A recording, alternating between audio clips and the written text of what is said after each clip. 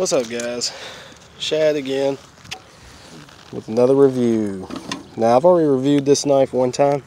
I told you guys I would give you another review.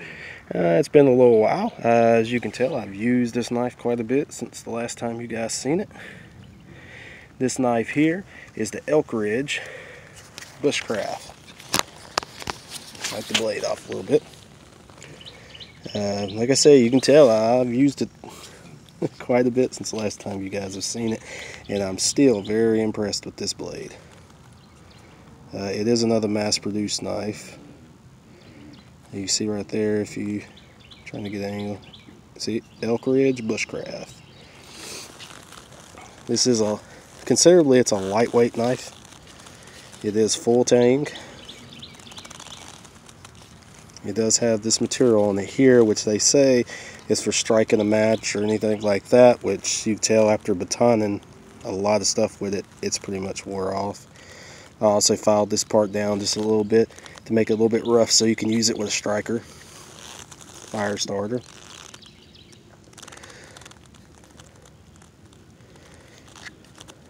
This is honestly one of my favorite bushcraft knives to carry around. It hasn't disappointed me yet. Like I say, it's very lightweight. It's kind of sharp. I have sharpened it up some from the day I got it. Right now, I'm not sure how the sharpness is on it. We will get into that test because, like I said, I've used it quite a bit. And since getting my other knife, my Sick Boy knife that I've got a review on, I haven't even really been using this one for much. I'm trying for you guys to see that. Anyway, it says it's stainless steel, custom design, ER 555. It's hand forged in China, which I believe I touched base on the first review that I did on this knife. Still to this day, I still would recommend this knife. I am not disappointed in it at all. It's, like I said, one of my favorite bushcraft knives. So, put this down here, get this out of the ground, get to the sheath. The sheath is a nylon sheath. As far as what it comes with, it doesn't come with this orange striker that I got here. Don't have one with this orange fire steel. This is how it comes right here. You can wear it on your belt loop, horizontal or vertical. It's got a clip for you to hold your materials in there. Let's pull out what we got in here. It comes with this cheap stone for you to sharpen it up, which I've never used and probably never will. I just keep it in there, you know, in case somebody wants something cheap to use. But other than that, normally I would just, you know, throw that thing away. It comes with this fire stick and this striker. I really wish it would focus better so you guys can see it.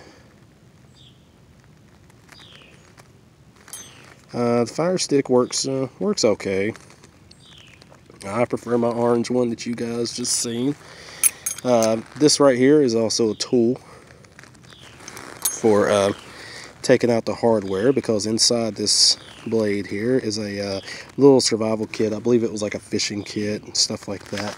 As a matter of fact, I'll just go ahead and show you guys. So just bear with me. So you guys see? So we just take this, you put them in here, and just turn these little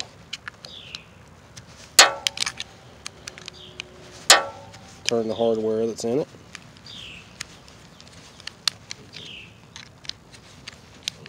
I don't take it off that often just because I don't have no need for it, to be honest with you.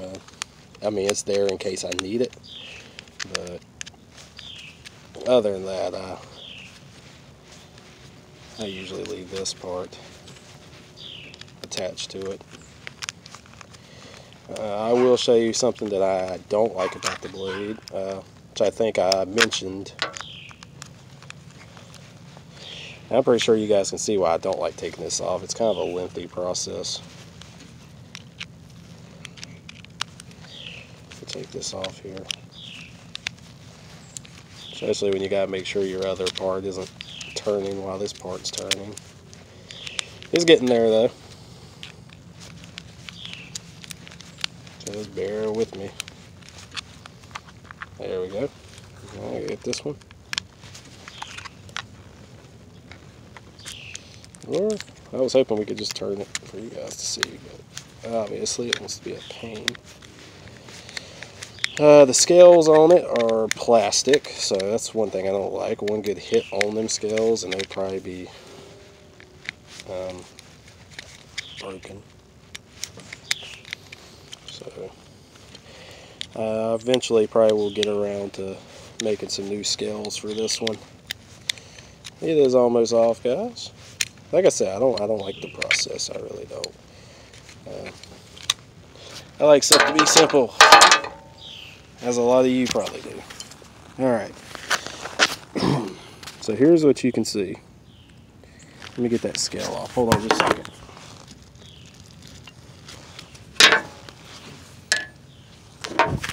So here's the blade without the scales. Let's stand up.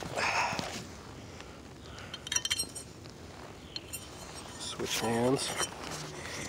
This is the blade without the scales.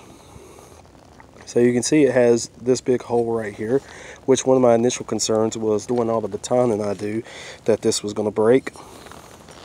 Well, it hasn't broke yet, and I've done a lot of batoning. You can see the little area right here that holds your little kit that comes with it, which is right here. Comes with matches, fishing line, and some hooks. And it just fits right in the middle of it.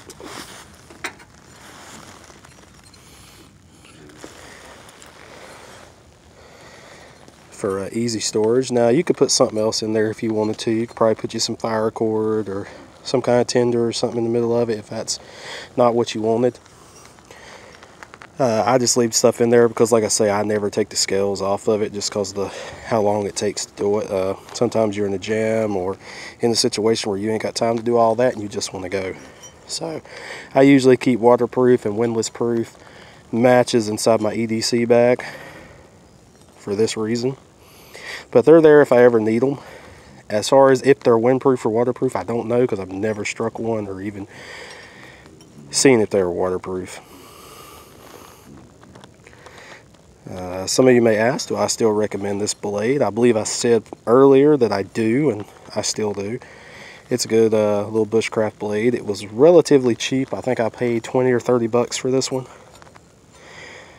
Because I mean, some people ain't got $200, $300, and $400 to spend on a top quality custom knife or anything like that. So this will get you through whatever you need to get through. I have no doubts in this blade. Like I said, it hasn't let me down yet. All these holes and where they're at is my only concern, as well as the plastic scales, which you can always get different scales made up for your blade. Shouldn't be that hard. And if you don't have to do it yourself, you know what I'm talking about. So, you want a quick overview of the blade, we will go to the sharpness test. Like I said, I did a lot of batoning and cutting with this blade, so I'm not sure how the sharpness is on it anymore. But you can see it's still pretty sharp. And I mean, this is a thick business card too, so there you go. If you guys have any questions, comments, or anything like that, feel free to leave them below. And I appreciate you guys viewing this second review on the Elk Ridge Bushcraft knife. Be sure to subscribe, guys. Thanks for viewing.